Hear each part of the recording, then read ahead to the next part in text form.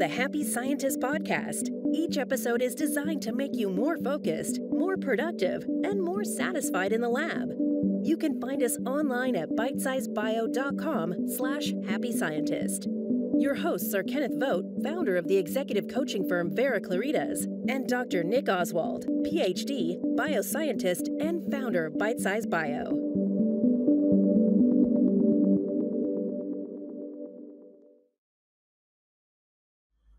Hello, this is Kenneth Vogt, and I've got a special guest today. Nick's not with us, but Adam Pawson is. And the reason why you're going to care about Adam Pawson being here is because Adam Pawson is the senior managing editor for Bitesize Bio. So the topic today is how to become senior managing editor for Bitesize Bio. And you might think, wow, that's rather specific. And it kind of is, because I wanted to go down this path of how does somebody get a serious position in science outside of the lab, where they've decided that they're going to do something different, but they want to stay in science. And I know that that's an issue for many of the listeners. If they want to be a happy scientist, they got to get out of the lab. That's just a fact. That's not true for many scientists, obviously, but it is for a substantial portion, and some of them see it as a failure. If I leave the lab, well, then I'm no longer really a scientist. But that's not true. There are many, many career choices out there that are involved with being in science that require someone who's got the scientific background to do what needs to be done. See, there's a reason why I'm not senior managing editor for Bitesize Bio, because I'm not qualified. I'm not a scientist, as I've mentioned many times on the podcast. But Adam Pawson is. So we're gonna take apart how he got here, and what came before this, and hopefully it'll give folks some ideas about what they might do with their own careers, and also give some folks some hope that are feeling like, I don't know if I can keep doing this, and they don't want to end up at Burger King. So we're gonna dig into what Adam has been down the road with. So I was looking at Adam's LinkedIn profile, and there he describes himself as a pharmacologist, biocurator, and bioinformatician, if I'm pronouncing that right. Yeah. Now, I know what a pharmacologist is, but those last two were not as obvious to me, so maybe you could define them for us. Okay, well, I think in my case, actually, biocurator and bioinformatician are pretty much the same thing. And I really need to update my LinkedIn profile. The bioinformatician is there for a reason. It makes my profile sound a bit more exciting. But the reason I chose to include both was because I was job hunting after my previous role at the University of Edinburgh, where I was the senior database curator for an open access expert curated online resource called the Guide to Pharmacology, which captures quantitative pharmacological parameters and information about biological targets and drugs and approved drugs, experimental drugs, and other molecules. And the reason I added bioinformatician in there is because actually, broadly speaking, a bioinformatician uses tools to understand and solve biological problems and help develop, tools. And there's two categories really. The one are the developers, those that are trained in computer languages and coding, which I have absolutely no training in. But then there's another category, which is the curators, people that are responsible for capturing data into, and integrating data into databases. And so that's primarily what I did, biocuration, which is organizing and standardizing biological data, in my case, pharmacological data, so that it's useful for researchers. So, I mean, I think a lot of people recognize bioinformatician would be those that are trained in coding. So I'm not one of those. So I really should remove that. It was for job hunting, Ken. Well, it was the bio part that caught me, because I could have been your database guy on that particular gig. That's my background, but Yeah. well, I guess what this is pointing out here, that this type of position that you had, before Bitesize Bio at the University of Edinburgh, that required a PhD scientist. That was and a PhD biologist, not just anything. And that background is what made it possible for you to put together a database and curate a database in such a way that it would benefit researchers, because you'd been there, you'd been at the bench, you knew what they were up against, and you knew what they needed. Yeah, that's right. Yeah. So after years of doing that, though, you decided to make the move to Bitesize Bio, which is also kind of a curating kind of position, but it's quite different. So how did you end up at Bitesize Bio, and what exactly are you doing here now? Okay, well, I mean, probably a bit of context. So there's two managing editors at Bitesize Bio. There's Laura Grassi and me, and together we oversee the running of the whole editorial department at Bitesize Bio, and all the processes involved in generating high quality articles and content and copy that that we produce. And so Laura largely oversees the in-house editorial projects, working with writers to create, to produce all the great articles that go on our blog, the how-to and the how it works and the troubleshooting guides and all the tips and that, and lots of fun stuff to help researchers do what they do, planning experiments and performing them and analyzing data. And Laura's been with Bitesize Bio since the beginning, I think nearly 15 years or something. Yeah, so she's she's also really great at ensuring that the Bitesize Bio voice gets injected into all the copy and the content that we create. And so that's Laura. Okay, so on my side is I oversee running all the client editorial projects primarily, and so that's serving the companies that come to us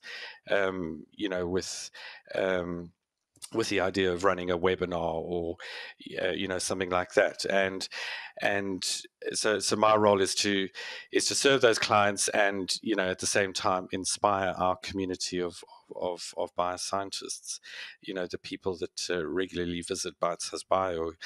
And as we do a huge amount of client work, and so the role there is to help the client target their audience and build their brand and deliver their message, and that includes through webinars, podcasts like this, and application notes and technical articles, and then all the other stuff like newsletters and emails, adverts and social posts and that. And all that needs content and copy that needs to be generated, and that's what I do together with with the rest of the editorial team and the other departments at Bitesize Bio, like the design team and the projects team that run all the live events. And the challenge there is to distill the client's message and the client's know-how into something that's going to be a benefit to our community, turn it into a how-to, and capturing those benefits and identifying problems that researchers might encounter in the lab, and determining how the client's product or service is going to help them solve those problems, and getting that message across. and then, as I mentioned, with Laura's help, injecting the friendly, Bitesize Bio voice into that message to make it engaging and compelling. So that's my my primary role. But I'm also like sort of the main organizer in the editorial department, facilitating processes and putting systems in place to help ensure that everyone in the editorial team has access to the tools and resources they need in order to achieve what they do very well in the most efficient way possible. Sure. Yeah. So many of the things we talk about on this podcast have to do with call it the extra science part of many of these careers, where, as you just mentioned, I mean, you have to be more than a manager. You got to be a director. You've got to do more than just the science. It's an important part of the job, and it's a critical thing to the company. We need people who can do that at Bitesize Bio to get those kind of things done. And if you hadn't already come with some of those skills, um, things would be a lot more difficult. And it's like you mentioned about Laura is familiar with the voice of Bitesize Bio, which is very useful. Laura is also a PhD scientist, and she's familiar with the voice, and that's also a very useful thing. But you bring something additional to the table, which is why we needed you. We needed someone like you, but you were uniquely qualified because you already had management experience and project experience, and these are additional skills beyond your lab skills that matter, that have to be there if you're going to develop your career. So this got me thinking, as I was looking at your resume and the things you've done, and all the way back to university in Cape Town. You're a man of the world. Was this a plan for you? Was this what you were thinking from the beginning of your career? I'm going to end up out of the lab and doing something completely different with my career. Is that how you saw it going? No, absolutely not. Never. I've throughout my research career, I've always, editorial work, has always been very attractive to me. The high standards required and processes, and I've always been aware of them. As a research scientist, I mean, I was on a few journal editorial boards, in the latter years of my research work, and I found that really gratifying. It certainly wasn't something that I set out to do when I left school and went to university. But I think when I moved into the biocuration at the database, that then required also a lot of additional writing. Not writing scientific papers, but producing overviews and introductions to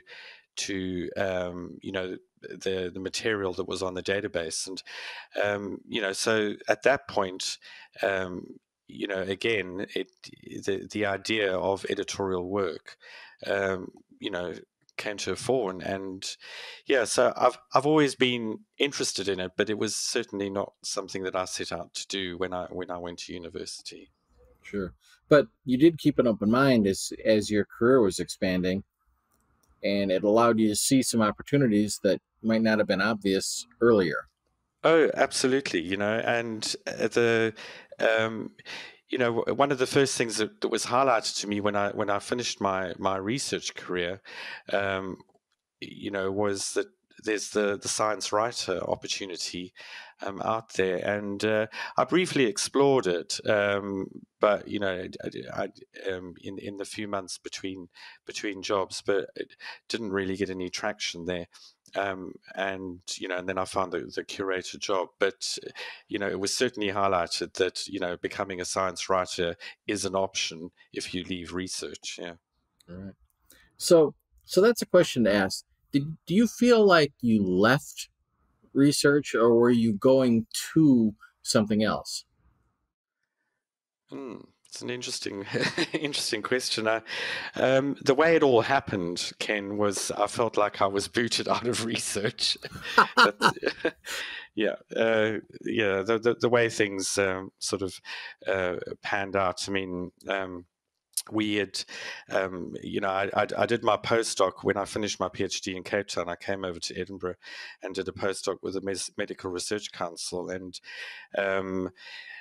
I was supposed to go back to, to Cape Town after a couple of years, but I managed to figure out a way to stay on and with the MRC, and eventually I was moved after a few years. I was moved on to a career track position as a senior investigator scientist, and eventually I had a couple of PhD students and a postdoc, and the next step was going to be running a lab, Right. and then we had what they called a quinquennial review. The MRC conduct these strategic reviews every 5 years for each of their units in the UK, and they shut us down. It was a very long, painful process over a whole year, and most of us were made redundant. A few of the senior scientists were moved into university positions, but yeah, I wasn't one of them. And so yeah, I felt like I was booted out at the time. I was not prepared to start from scratch as a postdoc, junior postdoc again. And there were no positions in Edinburgh or Glasgow or Newcastle that I was particularly interested in any case. And I was settled in the area with my partner, so moving further afield really wasn't an option. So yeah, so that's how it happened. Okay, well, what one of the things that comes to mind here is that the reason you still had prospects is because you had built them in already. You had kept your interests in broad enough that you weren't so stylized that, look, I got to be in a lab. In fact, I got to be in this lab, and you still could shift and take your career somewhere, because these kind of things happen. Stuff that you don't anticipate and often don't have anything to do with you, they drop in on you, and now your career has now been sidetracked, and you're thinking, where did I go wrong? And you didn't really go wrong anywhere. We Time and unforeseen occurrence befall us all, is what Solomon said, and it's so true. But you landed on your feet, though. That's interesting, and well, not just interesting. It's not surprising, honestly. At this point, I've had enough interaction with you that I suspect you can pivot if necessary. But I have noticed from your LinkedIn profile, you still do some publishing yourself, though. So is why are you doing that, or maybe why is that important to you? Well, it's not as important as it used to be, and obviously when you're in research, and applying for grants and funding, it's very important to have the publications. But to be honest, most of in fact, all the most recent publications, Ken, are as a result of my contributions to various projects at the end of my previous role at the Guide to Pharmacology database. So, yeah, unfortunately, those are going to dry up. Well, I say unfortunately. I mean, it's that's just how it is. How the cookie crumbled. Yeah. I mean, what I really need to do now is start focusing on publishing, articles on the Bitesize Bio blog. I mean, I haven't published a single one yet. I've been with Bitesize Bio for a year, and that needs to change. I just need to make the time. Laura has been very patient with me, and Nick, I'm sure too. So, well, I will encourage them both to be less patient, because yes, I think that would be fantastic to see something from you at Bitesize Bio specifically. yeah. So this all kind of leads back into something that we had back and forth about a little bit in email. This notion of imposter syndrome, and it seems to be a a big issue for a lot of highly educated people, not just scientists.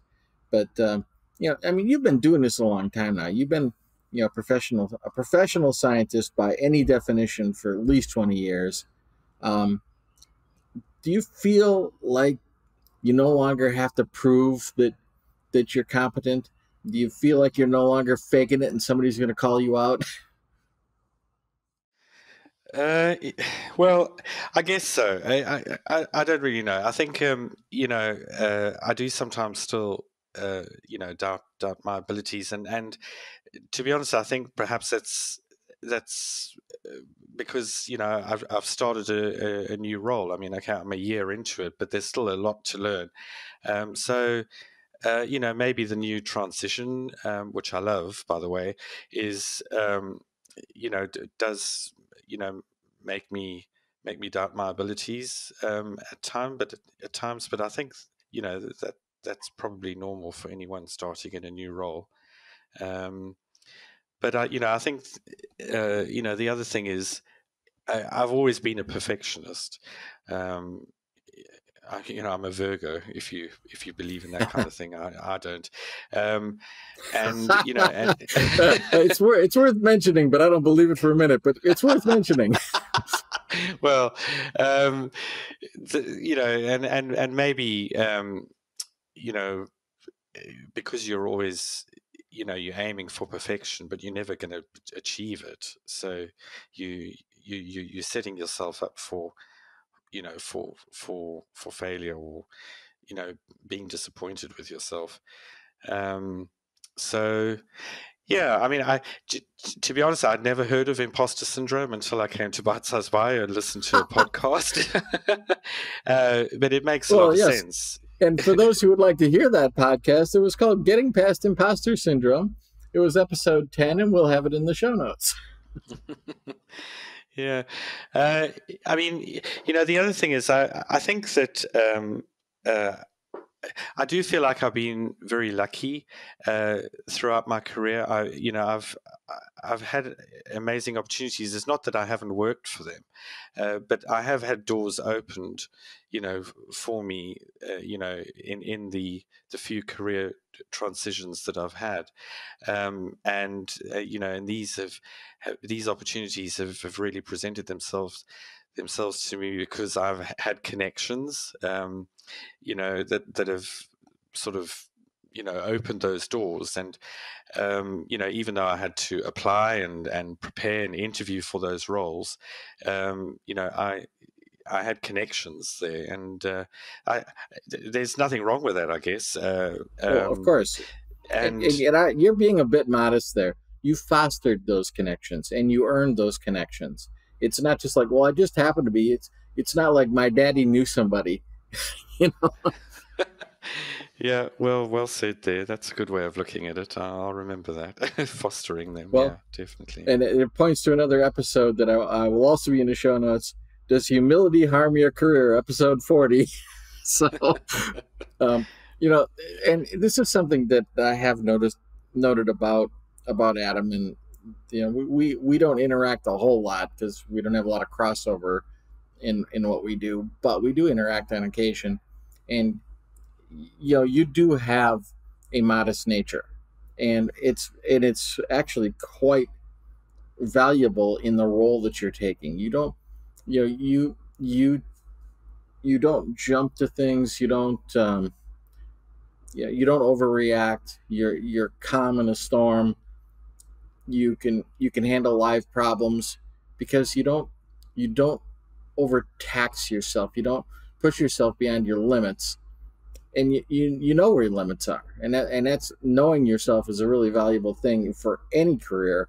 But in science, I mean, the harm that can be done by people that are not looking at the guards, is tremendous. I mean, and whether it's physical harm or ethical harm, there's a lot of ways where being serious and focused is so critical in having a successful career in bioscience. So, you've been exhibiting that in your entire career, and you definitely do at Bitesize Bio, and it makes you a real foil for for Laura Grassi, because she's a firebrand, and she's dynamic and amazing. In fact, well, I'll have her on in the future too. Y'all get to hear her. But there's a mix there, and then Laura actually was involved in the hiring process for you, because she knew that she had some holes, and you turned out to be the right person to fill those holes, and that's been very good for Bitesize Bio, and I believe very good for the Bitesize Bio community too. It's impacted the quality of the content that's out there. Yeah, Laura and I work very well together. I think that the differences in our approach to our thinking and that is very well suited to our individual roles. Yeah. Right. And so the whole upshot of all of this has been, if you are working in the lab and you're thinking, I don't know if this is right for me, or I'm worried that this lab's going to go away, or this grant's going to go away, and I might have to do something different, and is there even a possibility of doing something different? Adam Pawson is a shining example of what can happen when things change, but you still want to stay a scientist. There are possibilities out there. There are opportunities. And granted, this particular job is taken, but there are others. There's other things out there in the world that one can do. And like what you were describing at when you were at the University of Edinburgh, I didn't even know there were such positions. I mean, that's a fascinating thing. And sometimes we just, you don't know until you start looking around, until you start asking questions and talking to other people and saying, what else is out there? What do you know about? And so today we had a chance to find out what one of your brethren knew about and acted on. So, Adam, I thank you so much for coming in today and allowing us to pick your brain and share some highlights from your career that may inspire some other folks to move on with their own careers. That's great. Thank you, Ken. All right. Thank you. And if you want to see more, Nick's going to tell you more about it in just a moment. Thank you for listening to the Happy Scientist podcast, helping you to become a happier, healthier, and more productive scientist. To get more Happy Scientist podcast episodes and all of our downloadables, please go to bitesizebio.com/The Happy Scientist, all one word. And in particular, you might want to spend some time on episodes 1 to 9, where we talk about the foundational principles of human needs, core mindsets, and charisma factors, which we refer to in many episodes. You can also hook up with us on Facebook at facebook.com/The Happy Scientist Podcast, all one word, to get latest episodes and additional material. We hope to see you there.